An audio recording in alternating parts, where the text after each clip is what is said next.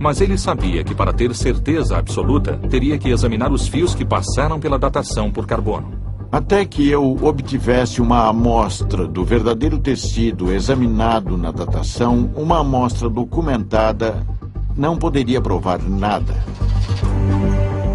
O processo de datação por carbono destrói a amostra como parte do procedimento do teste. Mas todos os laboratórios que fizeram o exame em 88 haviam mantido uma pequena amostra de reserva. Na amostra autêntica usada na datação que eu recebi, os fios foram retirados do meio dela e, portanto, não havia dúvida. E quando examinei as amostras da área da datação, foi muito fácil encontrar o algodão. Rogers estava agora convencido de que Sue e Joe tinham razão. Inclusive, ele encontrou outros indícios que eles deixaram passar, provando que o sudário havia sido remendado com fibras de algodão, exatamente no local onde foram coletadas as amostras para a datação. Se você olhar uma área onde o segmento de fio do sudário original foi entrelaçado na parte nova e retecida, o entrelaçamento mostra claramente o fio novo que foi colocado e tingido para igualar. A única coisa tingida ou manchada no sudário é a área da datação. Portanto, a minha hipótese no momento é que isto foi feito de propósito para enganar os olhos. Rogers também voltou aos experimentos do PPST de 1978 para verificar se os laboratórios poderiam ter deixado passar algum detalhe. Quando analisamos novamente as fotos ultravioleta, havia uma área muito mais escura, sem tanta fluorescência, e que é exatamente a área em torno da amostra de raiz e de onde foram retiradas as amostras para datação. Se eles tivessem olhado as fotografias e estudado as informações que tínhamos em 1978, teriam visto que aquele era o pior lugar para se colher uma amostra. Se alguém tivesse prestado atenção nas minhas fotos de 78 e em outros dados que reunimos, com certeza teria escolhido uma outra área. Minha conclusão é que aquela área foi remendada, e isso foi feito por alguém com grande habilidade e com materiais diferentes do originalmente usado no sudário. Em 2005, apenas 5 semanas antes de perder a luta contra o câncer, Rogers publicou o último trabalho de sua brilhante carreira. Ele não questionou o método científico dos laboratórios que fizeram a datação. Inclusive, acreditava que eles foram precisos, mas apenas com a parte danificada do sudário. Em sua opinião, os resultados nada revelavam sobre a verdadeira idade do corpo principal da peça. No entanto, para sua grande frustração, ele descobriu também que uma nova datação por carbono poderia agora ser impossível.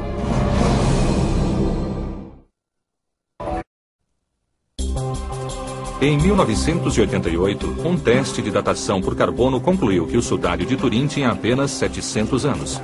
Ele foi descartado como uma falsificação. Mas e se essa conclusão estivesse errada? E se, como Sue Benford e Joe Marino argumentam, a datação houvesse sido contaminada pela presença de fibras da época medieval? Se eles estiverem certos, então o sudário de Turim pode ser exatamente o que acreditam os fiéis. Não acredito em milagres. Não mesmo. No fim da vida, Ray Rogers foi levado de volta ao laboratório pela teoria de Sue Benford e Joe Marino. Para sua surpresa, ele acabou concordando com os dois. Estou chegando à conclusão de que existe uma boa chance de que seja o pano usado como mortalha para o Jesus histórico. Ele escreveu um ensaio, que foi aceito para publicação na Thermochemica Acta em janeiro de 2005. E até aquele momento, esse ensaio era o único documento científico revisado por especialistas que desafiava a datação por carbono de uma forma aceitável. Rogers seria talvez a única pessoa que poderia confirmar aquela teoria, já que tinha acesso a fibras tanto do corpo principal do sudário quanto da área usada na datação. Ele também sabia, a partir de suas próprias experiências em 1978, que o sudário não continha pigmentos ou tinturas. E, no entanto, analisando os fios do canto de onde foram retiradas as amostras para a datação, foi exatamente isso que ele encontrou: tintas, gomas, resinas. Sinais de que aquela área havia sido remendada séculos atrás. Fotos feitas com um microscópio mostram isso claramente. As fibras de algodão da amostra usada na datação têm um revestimento pesado de goma adesiva da tintura. E algumas das fibras de linho não têm nada disso. Elas continuam lisas e não têm nada grudado. Este é o ponto crucial. O linho é muito difícil de tingir e ele envelhece com o tempo, fica mais escuro. Para combinar uma área retecida com a cor original, você teria que usar algodão e tingir esse algodão. Ray encontrou ceras naquelas amostras, o que para ele indicava que os fios seriam do chamado processo de retecelagem invisível. Mas Rogers sabia que suas descobertas teriam de ser testadas com equipamentos muito mais avançados do que os que tinha no seu laboratório em casa. Recebi uma incumbência de um homem à beira da morte. E eu quis terminar o que ele esperava. Bob Villarreal foi colega de Rogers no Laboratório Nacional de Los Alamos. Antes de morrer, Rogers pediu ao amigo que confirmasse de forma independente suas descobertas. Para ele foi uma corrida contra o tempo, porque sabia que estava morrendo. Ele queria saber se aquele canto do sudário tinha a mesma composição, fosse fibra de linho ou de algodão. Se fosse de algodão, não seria igual ao restante do sudário.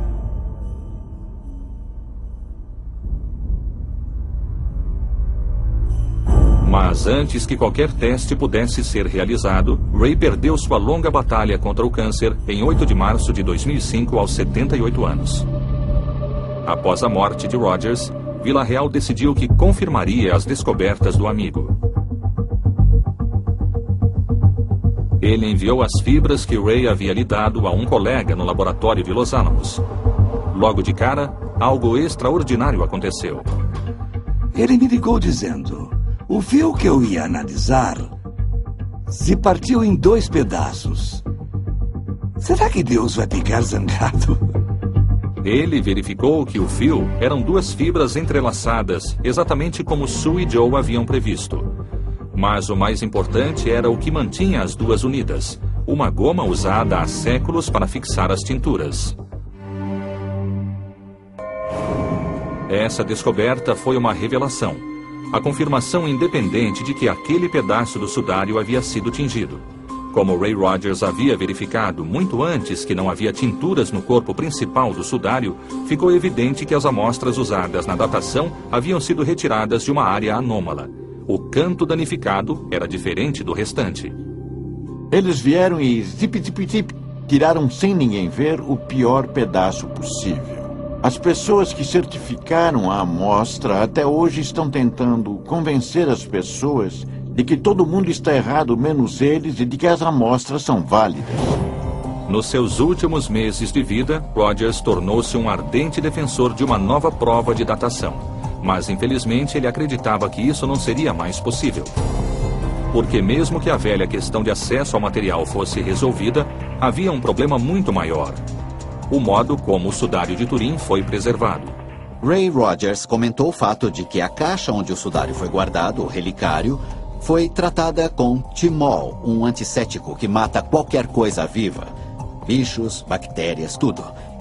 Esse tratamento com timol poderia afetar futuras datações do tecido. Segundo Rogers, usando o timol, uma substância química de base vegetal, para limpar o relicário, eles haviam inadvertidamente causado danos irreparáveis ao sudário. Ele estava agora contaminado por átomos de carbono recentes, tornando impossível uma datação precisa. Mas antes de morrer, Ray Rogers achou que havia encontrado uma solução.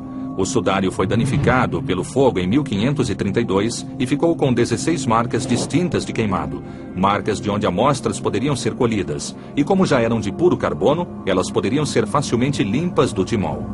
Ali existe carbono queimado desde 1532, e o tecido queimado é bastante impermeável a qualquer tipo de ataque, portanto daria uma boa amostra para a datação.